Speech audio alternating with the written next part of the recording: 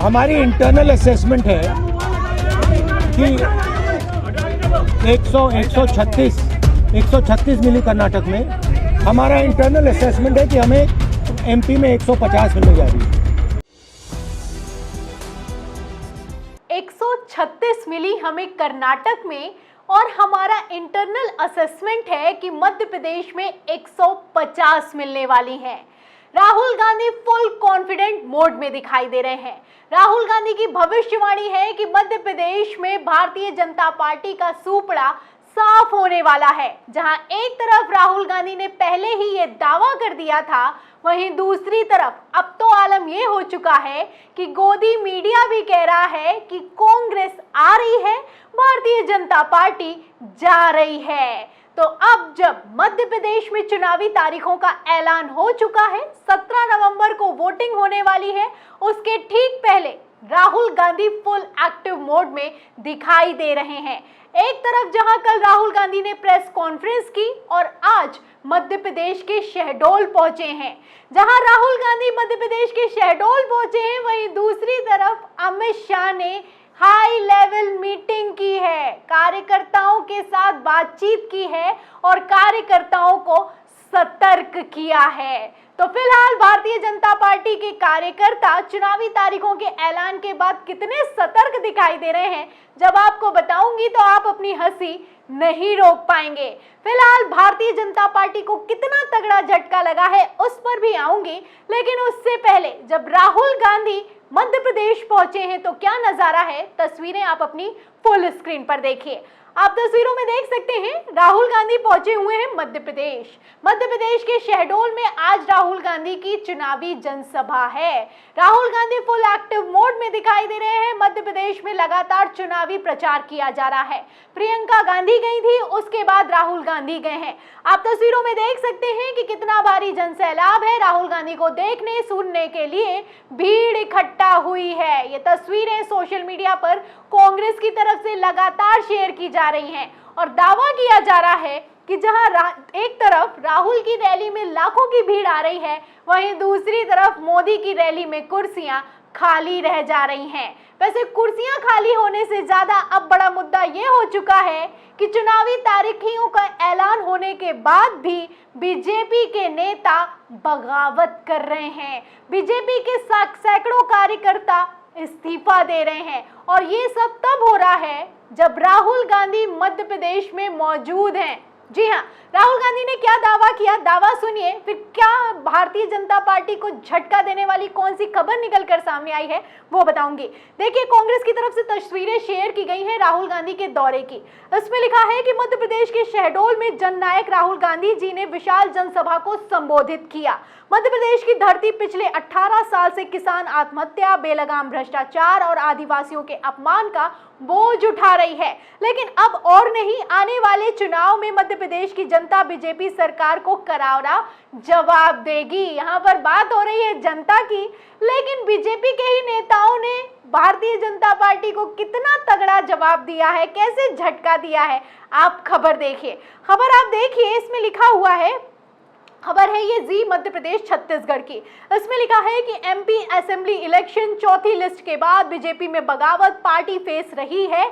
महिला नेता ने सूची देखकर दिया इस्तीफा। तो जो पार्टी का फेस रह चुकी हैं, जिन्हें पार्टी के चेहरे के तौर पर बतौर आगे किया गया है, उन्होंने इस्तीफा दे दिया है। आप तस्वीरों में देख सकते हैं, प्रेस नोट के जरिए इस्तीफा दिया गया है, बाकायदा मीडिया को बुलाया गया है और ये पार्टी का चेहरा रह चुकी हैं भारतीय जनता पार्टी का। मध्य प्रदेश में उन्होंने तत्काल प्रभाव से सूची में अपना नाम कटने पर नाराज होकर इस्तीफा दे दिया है। और यहाँ पर चौंकाने वाली बात यह है कि सिर्फ ये जो ज्योति दीक्षित हैं, इन्होंने इस्तीफा नहीं दिया है, बल्कि इनके साथ सैकड़ों समर्थकों ने भी इस्तीफा दे दिया है। खबर आप देखिए, खबर है पीपुल्स समाचार की। उसमें लिखा है कि कटनी बीजेपी की चौथी सूची जारी होने के बाद कार्यकर्ताओं की नाराजगी आई सामने। भाजपा महिला मोर्चा की जिला महामंत्री ज्योति दीक्षित ने सैकड़ों समर्थकों के साथ दिया इस्तीफा। तो लगातार इस्तीफों की झड़ी लगी हुई है।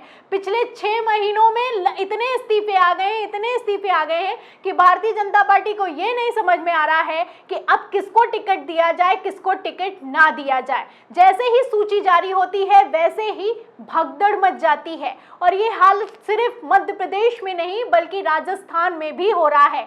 भारतीय जनता पार्टी आपसी अंतःकलह का कितना तगड़ा शिकार हो रही है, आपकी इस खबर से अंदाजा लगा सकते हैं। और यहाँ पर मैं ये क्लियर कर दूं कि ये जो ज्योति दीक्षित हैं जिन्होंने इस्तीफा दिया है, ये कोई चुटभैया नेता नहीं है, ये राज्य महामंत्री रह चुकी हैं, महापौर रह चुकी हैं। आप तस्वीरों में देख सकते हैं कि कटनी में भारतीय जनता पार्टी का जब चुनावी प्रचार हो रहा था, महापौर की ये प्रत्याशी थी, तो किस तरीके से ज्योतिरादित्य सिंधिया जो कि सांसद हैं, भारतीय जनता पार्टी में केंद्रीय मंत्री हैं, लटक लटक कर गाड़ियों पर किनारे लटके हुए बेचारे, लटक लटक कर ज्योति दीक्षित के लिए चुनावी प्रचार कर रहे हैं। अब ऐसी तस्वीरें तक निकल कर सामने आई हैं कि ज्योति दीक्षित को लेकर ज्योतिरादित्य सिंधिया इतने एक्टिव दिखाई दिए कि सड़कों पर लगातार प्रचार किया गया, प्रसार किया गया।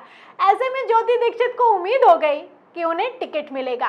विधानसभा चुनाव में मध्य प्रदेश में भारतीय जनता पार्टी उन पर भरोसा जताएगी, लेकिन जैसे ही भरोसा टूटा, मैडम ने इस्तीफा दे दिया है। और सिर्फ अकेले इस्तीफा नहीं दिया है, साथ में सैकड़ों समर्थकों को भी ले गई हैं। जहां एक तरफ बीजेपी लगातार, मोदी जी जाते हैं, अपना बूथ सबसे मजबूत, कार्यकर्ताओं को महारैली को संबोधित करते हैं, वहीं दूसरी तरफ कार्यकर्ता है कि बीजेपी में रुकने के लिए तैयारी नहीं है, मजबूत तो छोड़िए, जो सतर्क किया जा रहा है सतर्क तक होने के लिए तैयार नहीं है। अब मैं सतर्कता की बात इसलिए कर रही हूं क्योंकि अमित शाह भी मीटिंग पर मीटिंग कर रहे हैं। जब से सूची जारी हुई है, मध्य प्रदेश को साधने के लिए अमित शाह ने हाई लेवल मीटिंग बुलाई है, और इस मीटिंग में कार्यकर्ताओं को मंत्र दिया गया है। क्या मंत्र दिया गया है? खबर आप देखिए जागरण की। देखिए, इसमें लिखा है कि पीएम विश्वकर्मा योजना के जरिए ओबीसी को साधने की जुगत में बीजेपी, बैठक में शाह ने कार्यकर्ताओं को दिया गुरु मंत्र।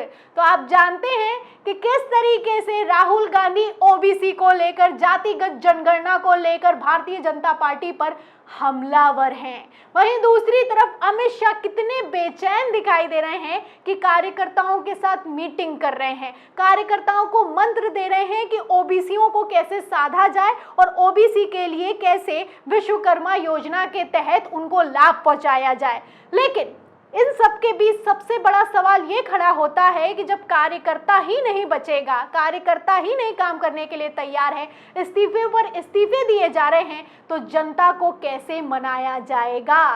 कई सवाल खड़े होते हैं। मध्य प्रदेश का चुनाव भारतीय जनता पार्टी के लिए नाक का सवाल बना हुआ है, लेकिन ये नाक कथित तौर पर कैसे कटती हुई नजर आ रही है, इस खबर से आप अंदाजा लगा सकते हैं। क्योंकि भारतीय जनता पार्टी मध्य प्रदेश में जितने भी ओपिनियन पोल हैं, खबर भी देखिए, खबर में भी लिखा है कि 8 के 8 ओपिनियन पोल्स में बीजेपी हारती हुई नजर आ रही है। और जो सबसे ताजा सर्वे और आखिरी सर्वे है मध्य प्रदेश का, उसमें भी भारतीय जनता पार्टी बुरी तरीके से हार गई है। और ये सर्वे किसी और का नहीं है, एबीपी के सर्वे में बीजेपी हार गई है। आप देख सकते हैं कि कांग्रेस को 113 से 125 सीटें मिलती हुई दिखाई दे रही, वहीं बीजेपी 104 से 116 पर दिखाई दे रही है। तो बीजेपी का कितना बुरा हाल है, ये आप ओपिनियन पोल से लेकर सर्वे के नतीजों से अंदाजा लगा सकते हैं। फिलहाल जहां एक तरफ सर्वे में बीजेपी हार रही है, वहीं दूसरी तरफ कुर्सियां भी खाली हो जा रही हैं। खबर आप देखिए एबीपी की, इसमें लिखा है कि सीहोर जिले में जन आशीर्वाद यात्रा, नरेंद्र सिंह तोमर, स्मृति ईरानी की सभा में खाली हो गई कुर्सियां। तो पब्लिक ने अपना मूड पूरी तरीके से तय कर लिया है, खाली कुर्सियां चारों तरफ दिखाई दे रही हैं। फिर चाहे वो ज्योतिरादित्य सिंधिया की रैली हो, मध्य प्रदेश में शिवराज सिंह चौहान की रैली हो, कई जगहों पे सांसदों और विधायकों तक को दौड़ाया जा रहा है, भगाया जा रहा है। हालत तो ये हो चुकी है कि प्रधानमंत्री नरेंद्र मोदी की रैली तक में कुर्सियां खाली पड़ी हुई हैं। अब ऐसे हालातों में जो राहुल गांधी का कहना है कि 150 सीटें जीतने वाली है कांग्रेस, क्या ये सच साबित होता हुआ दिखाई दे रहा है? सवाल बड़ा खड़ा होता है। तो मध्य प्रदेश के चुनाव में क्या होगा बीजेपी सरकार का हाल? किसकी बनने वाली है सरकार? इस सवाल के जवाब में और इस पूरी खबर पर आपकी क्या राय है? जैसे अमित शाह टेंशन में है और Rahul Gandhi full confident mode में है, इस पर आप क्या सोचते हैं? हमें कमेंट बॉक्स में जरूर लिखें। वीडियो को ज्यादा से ज्यादा शेयर करें, सब्सक्राइब बटन दबाएं, बेल आइकन दबाएं ताकि हर खबर की नोटिफिकेशन आप तक पहुंचती रहे।